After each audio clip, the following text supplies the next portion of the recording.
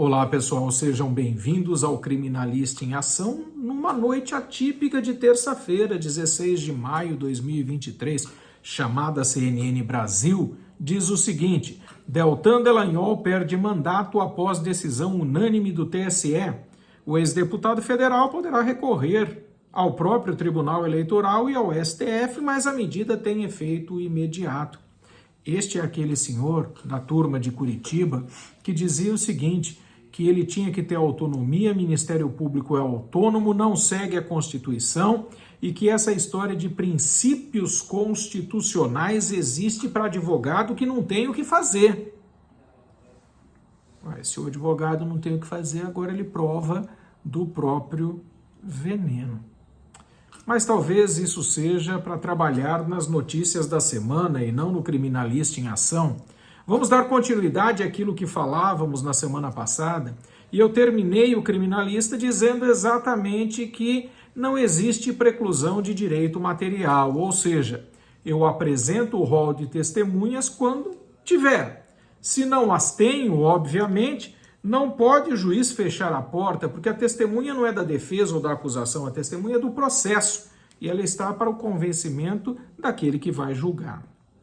E dito isso, passemos então a falar sobre as três espécies de defesa, as primeiras defesas.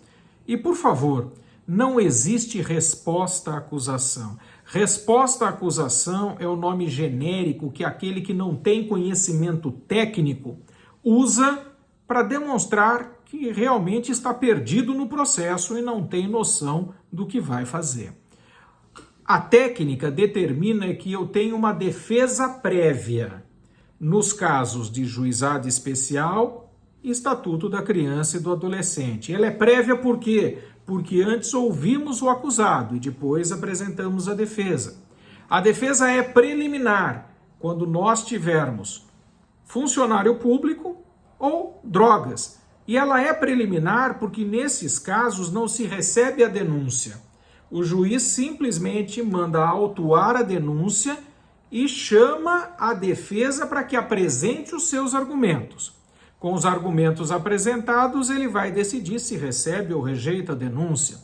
E a terceira espécie, a famosa defesa escrita, lá do artigo 396, 396-A do Código de Processo Penal, é aquela onde já existe o recebimento da denúncia e o acusado está sendo chamado ao processo. E é muito comum o advogado mais desavisado querer trazer argumentos inúmeros neste momento do processo, apresentando 20, 30, 40, 50 laudas, e o Ministério Público então está de braço cruzado, esperando que a defesa faça essa besteira, porque ela vai trazer todos os argumentos que o Ministério Público precisa para simplesmente aniquilar essa defesa e este acusado na instrução processual. Este é o momento no qual o advogado se limita a dizer: os fatos narrados na denúncia não condizem com a realidade, o que será provado em regular audiência de instrução e julgamento, para a qual apresenta-se o rol de testemunhas, as quais deverão ser intimadas para o ato designado por Vossa Excelência. Rol de testemunhas e só. Porque a defesa só inicia quando termina a acusação.